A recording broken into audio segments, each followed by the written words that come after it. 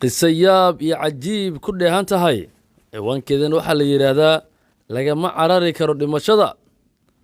qaala allahu tacaala qul ina almowta aladii tafiruuna minhu fainahu mulaaqiikum ثuma turadduuna ilaa caalimi alghaybi waashahaada fayunabbi'ukum bima kuntum tacmaluun.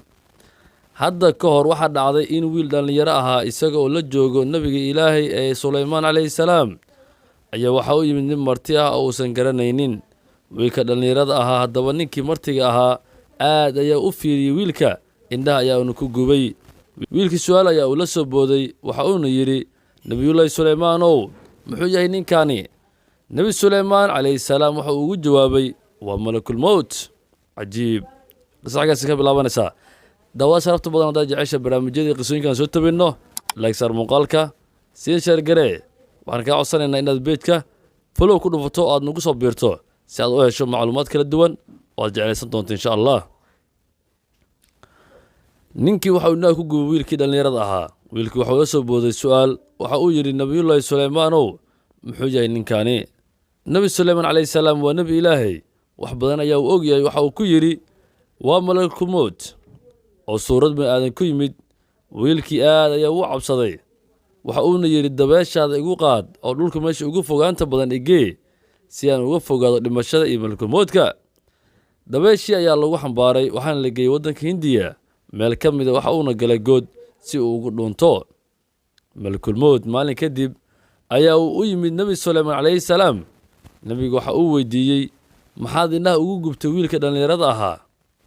malagii waxa uu ku jawaabay oo yidhi, ilaahay ayaa isoo amray inaan nafta uga qaado god yar oo ku yaalla waddanka hindiya. haddaba markaan ku soo booqday aan wiilkaba ku arkay agtaada, waan la yaabay meesha uu joogo iyo meesha lai amray inaan nafta uga qaado kala fogaantooda.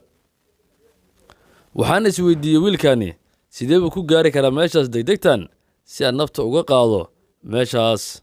islamarkaana haddaan tegeyba meeshii waa uu joogaa. markaas ayna naftii ka soo qaaday.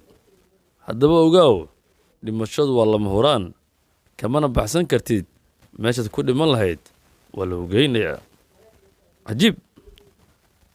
daawada sharafta badan waxaan kugu celiyay mar kale, haddaad jecesha qisooyinka iyo barnaamijyada aan soo tabinno, laagsaar muuqaalka, siina shargareeya, ku dhufo folow oo nagu soo biir xagga sare ku dhufo si aad u hesho barnaamijyo iyo macluumaad kala duwan oo ku xiso geliyay insha allah.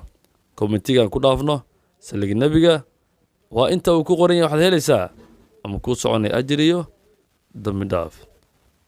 waxaa idiin soo tabay anigoo siraajudiin sheekh maxamed xasan diirshe. halkaad naga daawanaysaan waa Medda TV.